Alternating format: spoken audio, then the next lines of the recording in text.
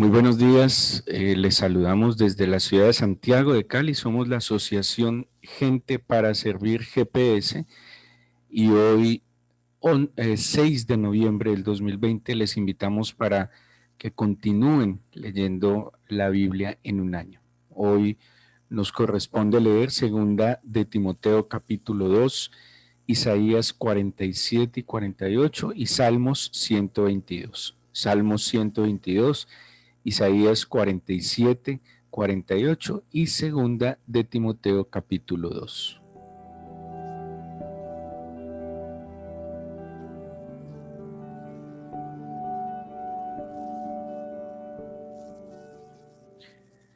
Aunque vamos a leer hoy, vamos a seguir con la lectura de Timoteo, quisiera invitarles para que lean con mucha atención el Salmo 122. El Salmo 122 tiene una promesa extraordinaria acerca de aquellos que oran por la paz de Jerusalén y quienes aprenden a amar la casa del Señor. ¿Sí? Ahí se los recomiendo, Salmo 122 dice, pedid por la paz de Jerusalén, sean prosperados los que le aman. Así que es un buen hábito dentro de nuestras oraciones, tanto pedir por la paz de nuestro país, de nuestra ciudad, pero incluyen esa oración pidiéndole a Dios por la restauración, no simplemente porque ya no haya conflictos entre eh, el pueblo árabe y judío, sino que la paz de Dios que sobrepasa el entendimiento, o sea que el pueblo de Dios, Israel, se reconcilie con el Señor, que esa sea nuestra oración, que el pueblo del Señor se despierte, abra sus ojos, sus oídos y pueda reconocer a nuestro Señor como el Mesías. Hagan esa oración y dice la Biblia, hay una promesa extraordinaria, dice, sean prosperados los que te aman. Pero vamos a ir a la segunda epístola de Timoteo, que es extraordinario, los consejos, las instrucciones que da el maestro, el pastor de Timoteo, que es San Pablo, en un afán, en una preocupación, no solo por su hijo amado en la fe, Timoteo, sino porque a través de Timoteo, pues Pablo también está pastoreando, en este caso, la iglesia de Éfeso. Y y como les decía ayer, es muy similar lo que tal vez sería Éfeso guardando las proporciones a lo que es nuestra sociedad el día de hoy. El cristianismo tiene en la práctica dos extremos que le terminan haciendo mucho daño a la fe y esos dos extremos son o la excesiva contemplación o la excesiva o el excesivo activismo. ¿Qué quiere decir? Que hay inclinaciones en el cristianismo de limitarnos mucho a algo así como al claustro, a estar encerrados, a estudiar, a profundizar la Biblia, a orar, pero no hay un ejercicio de la fe en el sentido de testificar, de dar a conocer esa fe. Ese cristianismo puede ser nocivo, es un cristianismo como del medioevo, está encerrado, enclaustrado, meditando, profundizando, pero que no está llevando la luz a donde se necesita. La Biblia dice que la luz no se puede esconder debajo de la mesa, que la luz debe estar sobre la mesa. Ese cristianismo, vuelvo y digo, puede ser peligroso y puede terminar estimulando el ego, el orgullo, incluso generando herejías y muchas veces incluso estimulando no, ya no la fe, sino por el contrario la incredulidad. Pero hay otra tendencia en el cristianismo, como les mencioné, que es el activismo. Y esa tendencia es donde el cristiano es lleno de actividades, no para, siempre está evangelizando, haciendo eventos, subiendo, bajando, en una cantidad de cosas que lo aparta de la esencia de la palabra de Dios y lo aparta de la comunión con el Señor. Cualquiera de las dos tendencias excesivas es mala, porque todo lo que se desequilibre es malo. El libro de Eclesiastés, por ejemplo, nos exhorta a una vida equilibrada, nos exhorta a una vida ecuánime. Y el secreto de la vida en el Espíritu del Señor es precisamente eso, equilibrio, un equilibrio entre, por ejemplo, entre el trabajo y la familia, un equilibrio entre la oración, el estudio de la Biblia, pero también el testimonio que damos de lo que cada uno de nosotros vive en el Señor. Equilibrio, ahí está el secreto. Pablo, cuando le está dando instrucciones a Timoteo, le está instruyendo mucho sobre eso. Hay que orar, hay que tener una vida piadosa, hay que estudiar las escrituras, por eso le decía retenga las sanas palabras, por eso le dice la palabra de Dios es útil, por eso le dice que la palabra de Dios perfecciona al hombre creyente, pero también le exhorta para que esa luz con la cual Timoteo ha sido iluminado, ha sido transformado, hay que comunicarla, hay que compartirla. Y el crecimiento de un cristiano no va a ser tal si se queda o en la contemplación o en el activismo. Así que van de la mano, así como la oración y la Biblia van de la mano, así los tiempos de intimidad con Dios, la búsqueda del Señor, el estudio de su palabra, tiene que ir de la mano del testimonio, porque si no damos testimonio, si no compartimos nuestra fe, se queda como en la mitad, es una fe coja, por decirlo de alguna manera.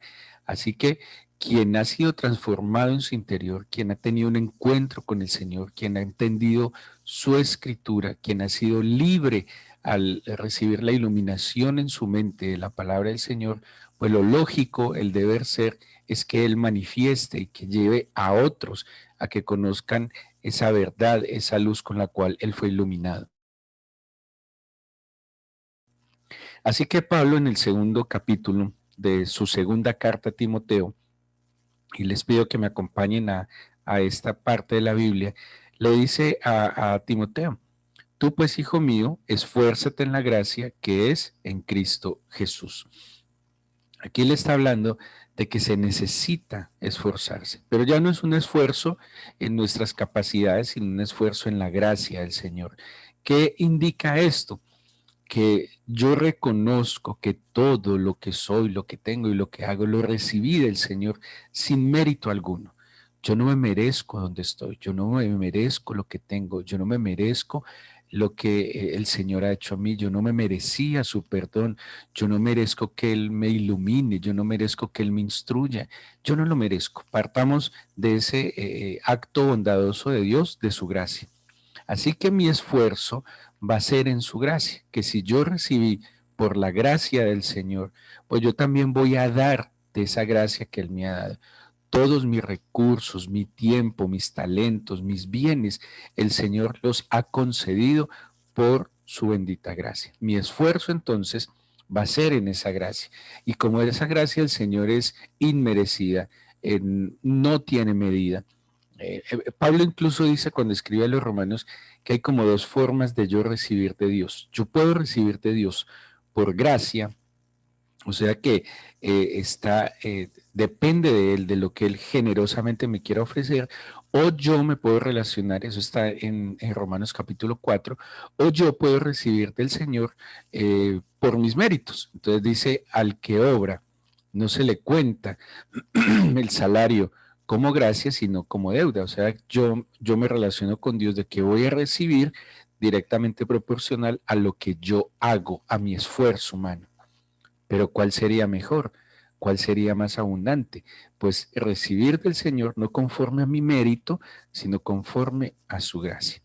Pablo aquí va a plantear dos cosas fundamentales. Uno, la recepción y la transmisión de la fe. Y dos, cómo Dios compara a esos fieles, a esos creyentes que tenemos la responsabilidad no solo de recibir la fe, sino de transmitir la fe. Y ahí están los dos sentidos fundamentales para fortalecer en este camino, que es un camino de fe, esperanza, un camino de bendición.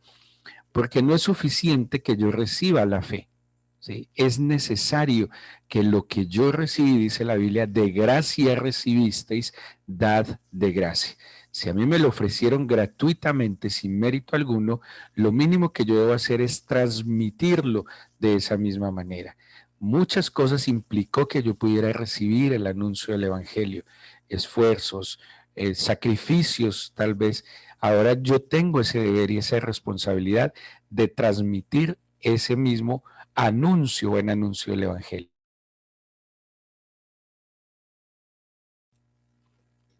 Dice entonces el versículo 2, recepción de la fe, lo que has oído de mí ante muchos testigos. ¿Qué recibió Timoteo de Pablo? La buena nueva, las buenas noticias. Recibió la esperanza, porque dice, la fe es por el oír la palabra del Señor. Dice Pablo cuando le escribe a los romanos en el capítulo 10, que cómo van a ser salvos si no invocan al Señor, y cómo van a invocar al Señor si no han oído del Señor, y cómo van a oír del Señor si no hay quien les predique. Así que es necesario que alguien predique para que oiga, para que pueda creer, para que pueda invocar y al invocar ser salvo. Eso lo recibimos nosotros y es la manera como la fe llegó a nuestro corazón. Ahora, lo que has oído de mí, la recepción de la fe. Pero dice luego, esto encarga a hombres fieles que sean idóneos para enseñar también a otros. Así que, si bien la recepción de la fe viene por el oír, la transmisión de la fe viene por la enseñanza. Y es que enseñar, y esa es una de las particularidades del maestro planteado en la Biblia, es que el que enseña no es simplemente el que transmite ideas, conceptos o conocimientos. El que enseña transmite vida. Esa es su responsabilidad. Porque el maestro de maestros, el Señor Jesús, no enseñó y luego hizo. El maestro de maestros enseñó, perdón, hizo y luego enseñó. Así que un maestro de la fe es un maestro que primero vive, que primero evidencia. Por eso se enseña es con el testimonio. Y cuando salen las palabras tienen todo el peso y el respaldo del testimonio que lo antecedió.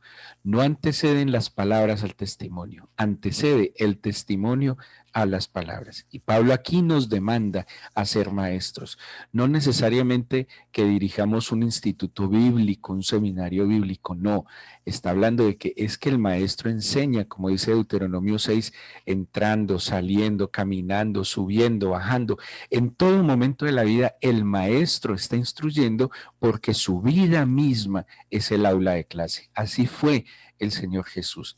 El maestro enseña con sus modos, con el trato. Por ejemplo, el padre le enseña a su hijo cómo tratar a las mujeres como él trata a su esposa. La madre le enseña a su hija cómo tratar a los hombres, cómo hacerse respetar ella misma, cómo valorarse en la autoestima que ella tenga, en el trato que ella tenga con su padre. Esa es la demanda que dice San Pablo, para que su fe sea completa. Oiga con atención, guárdelo, pero también enseñe. Ahora, este maestro tiene dos características fundamentales y esas dos características fundamentales son la fidelidad y la idoneidad. Cuando se habla de fidelidad, la palabra griega que se traduce como fidelidad, pistos, quiere decir alguien que es creyente, leal y creíble. O sea, que una persona fiel tiene credibilidad. Una persona fiel es coherente, es leal, está allí. Algo así como que el fiel es una proyección exacta de su Señor.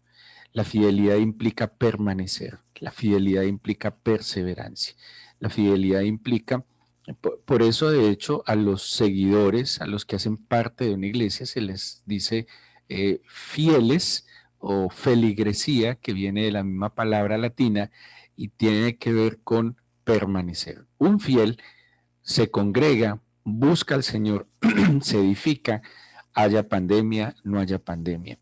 Un fiel se congrega, sea de tarde, de mañana. Un fiel está ahí, está esperando la instrucción de su Señor, del Maestro, bueno, ya Dios soberanamente se servirá de los medios que use, pero el fiel permanece ahí, fiel. Los apóstoles que estuvieron con el Señor Jesús hasta la muerte. Por eso yo creo que a Pedro le dolía tanto lo que pasó al negar al Señor Jesús, porque lo que hizo Pedro fue un acto de infidelidad. Pedro fue infiel al Señor. Pedro negó al Señor. Aquel que niega su fe, aquel que niega al Señor, pues no es tan fiel. Y si no es fiel, no puede transmitir esa fe. ¿Sí? No puede ser una herramienta, un instrumento de Dios para transmitir la fe. Pero ojo, no es suficiente la fidelidad. Es necesario, como dice el versículo 2, la idoneidad. Y la idoneidad tiene que ver con ser competente, apto, capaz, suficiente para transmitir el mensaje. De allí que pues valoramos, admiramos y el esfuerzo que hacen los estudiantes de los seminarios bíblicos, porque ellos nos están preparando para acumular conocimiento, porque tal vez, o sea, no es para tener títulos de seminarios bíblicos o teológicos en la casa. La idea de escudriñar las escrituras es hacerse apto, competente, capaz para poder enseñar a otros, para poder dar testimonio, para tener mejores herramientas. Es difícil, pues, que yo pueda transmitir una fe que no conozco de verdad. Es difícil que yo pueda dar a conocer un Señor con el cual no he estado. Esa idoneidad entonces se da no solo en el estudio juicioso de la Escritura, sino también en una relación íntima y estrecha con el Señor. El fiel permanece, el fiel está a los pies, el fiel le adora, el fiel intercede, el fiel clama, pero el idóneo se prepara. Y es la admiración que a mí me despiertan mujeres que tenemos en nuestra congregación, que son fieles intercesoras, son mujeres que aman la oración, que adoran a Dios, pero yo les he visto su esfuerzo, mujeres que tienen ya años pensionadas, que hace muchos años no estudian, pero he visto su esfuerzo de hacerse aptas para toda buena obra a través de de escudriñar las escrituras. Yo sé que nuestra parte, nuestra área laboral y profesional nos demanda hoy en día mucho estudio. Y yo sé que muchos invierten horas, mucho dinero, mucho esfuerzo en escalar en su profesión y es válido, no está mal. Pero yo creo que coherente, consecuente y proporcionalmente ese esfuerzo que hacemos por la parte intelectual, profesional, por escalar, por tener mejores recursos, yo creo que también lo debemos invertir en el conocimiento y en el estudio de la palabra del Señor. Dice luego, y viene una cosa extraordinaria en este capítulo 2, Pablo cuando habla de estos transmisores de la fe, también los va a comparar a tres tipos de personas. Algo así como, si no te identificas con uno, te vas a identificar con el otro o con el otro. Estos tres tipos de personas reúnen características que debe tener aquel que entiende que no solo se puede quedar con la recepción de la fe, sino que debe transmitir la fe. Además, se los voy a poner así de sencillo. A través de los años muchos hemos querido que los pastores, los líderes de la iglesia vayan a nuestra familia, les prediquen, les anuncien y que lo que de pronto nos han enseñado a nosotros se lo enseñen a nuestras familias. La verdad, la salvación de su familia está a través de usted. Es la responsabilidad suya. En la iglesia se dan herramientas para que yo crezca espiritualmente y como decía Josué, yo y los míos le vamos a servir al Señor. Pero fue Josué, Josué no se apalancó en lo que Moisés podría hacer por su familia. Claro que en la iglesia se intercede, en la iglesia se instruye, pero soy yo la oportunidad de llevar el Evangelio a los míos. Soy yo el medio que Dios, ¿cuál medio más cercano? Yo estoy ahí con ellos. Yo entiendo su dolor, su sufrimiento. ¿Quién podría interceder mejor por los míos que yo mismo? Porque yo conozco, entiendo, me duele su dolor, sufro con su sufrimiento. Por eso Esto no es simplemente pensar en que la transmisión de la fe es cuestión de líderes y pastores o sacerdotes. No, la transmisión de la fe es una oportunidad, no solo es un deber, es una oportunidad que Dios nos da a todos para llevar esperanza a los nuestros. Pero para eso, además de ser fiel e idóneo, hay unos elementos que Pablo le plantea a Timoteo y lo compara a un soldado, a un atleta y a un labrador. O sea que características de estos tres personajes son esenciales en aquel fiel e idóneo que va a transmitir la fe. ¿Qué le dice del soldado? Dice, ninguno que milita, perdón, versículo 3. Tú pues sufre penalidades como buen soldado de Jesucristo. Ser soldado implica sí o sí esfuerzo, y el esfuerzo va a generar siempre dolor. Sin dolor no hay esfuerzo, y sin esfuerzo no hay victoria. Demanda que haya un esfuerzo. A veces dormir poco, a veces trabajar más, a veces sufrir, arriesgar la misma vida a causa del anuncio del Evangelio. Pero además dice el versículo 4, ninguno que milita se enreda en los negocios de la vida a fin de agradar a aquel que lo tomó por soldado. El soldado agrada y sigue la orientación que les da por su comandante en jefe, nuestro Señor Jesucristo. El soldado no se puede enredar en los negocios de la vida. Y no quiere decir que dejemos de trabajar, no quiere decir que dejemos nuestros estudios, quiere decir que todo lo que nosotros hagamos lo vamos a hacer para su gloria. Que si voy a trabajar honestamente, de tal manera que yo glorifique al Señor en lo que hago. Luego, y hay algo muy importante, el soldado tiene la mente en la victoria. El soldado no va a la batalla pensando en que lo van a matar. El soldado va a la batalla pensando en que va a vencer. Un hijo de Dios, fiel e idóneo, que piensa como soldado, tiene la mente de conquistador y sabe que aunque el terreno parezca difícil, que aunque las personas a las que va a llevar el Evangelio, que generalmente las más difíciles y opositoras son los nuestros, nuestra propia familia, pero tiene un objetivo. La victoria es que la salvación que llegó a mí es una salvación que va a llegar a los míos. Luego habla del atleta y dice, el labrador, eh, versículo 5, y también el que lucha como atleta no es coronado, sino lucha legítimamente. ¿Qué le implica al atleta? El atleta tiene la mente en la corona, en el galardón. ¿Qué le implica al atleta? Disciplina, abnegación y cumplir las reglas, porque dice lucha legítimamente. No hace trampas, no toma caminos cortos. Él debe cumplir todo el proceso. El atleta se abstiene mucho. Un atleta no puede alimentarse mal, no puede consumir bebidas alcohólicas, no puede tomar sustancias que le afecten su cuerpo. Tiene que abstenerse. Y todo lo hace, y dice Pablo en Corintios, por una corona incorruptible, por una corona corruptible. Dice, ¿cuánto más nosotros por una corona incorruptible? Así que aquel fiel e idóneo que le va a enseñar a otros también es disciplinado, es abnegado y cumple las reglas y las normas. Qué ironía y qué contradicción que un creyente pretenda llevar a la gente a los pies del Señor y sea tramposo, mañoso, mentiroso, le guste siempre todo como con medio verdades. Ahí no va a glorificarse el Señor, ahí no vamos a enseñar y a transmitir la fe. Y luego habla del labrador. Y dice el versículo 6, el labrador para participar de los frutos debe trabajar primero. Eh, eh, ¿Qué horario puede tener un campesino? El labrador necesita trabajar a toda hora. Es una de las labores más difíciles porque el labrador está arando, preparando la tierra, la abona, la fertiliza, siembra, pone la semilla y tiene que seguir cuidando con la esperanza de que dé fruto, ¿sí?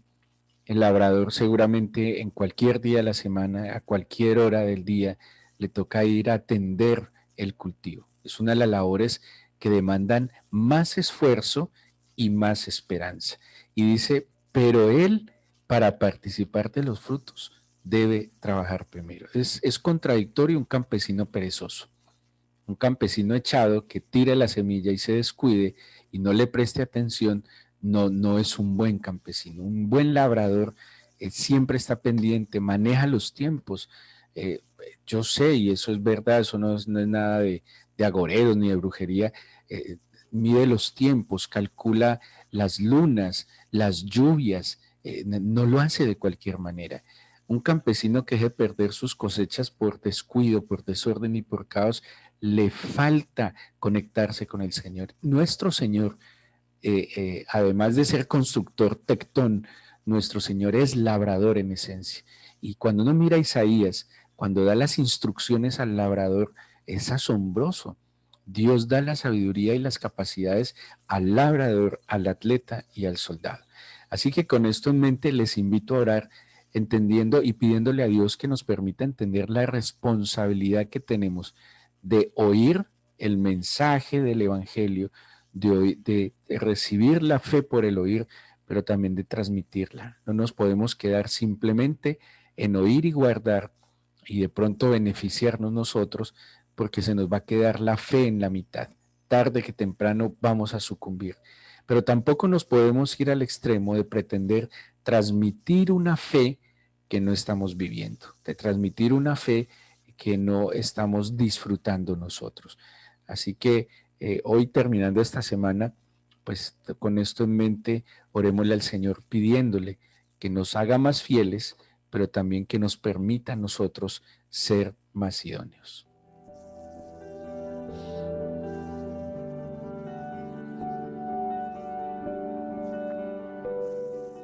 Te entrego mi corazón, Señor, te doy gracias porque me has dado la oportunidad de creer, porque permitiste que mi oído atendiera tu palabra, tu voz, y me has guiado, me has ayudado, estoy seguro que sí.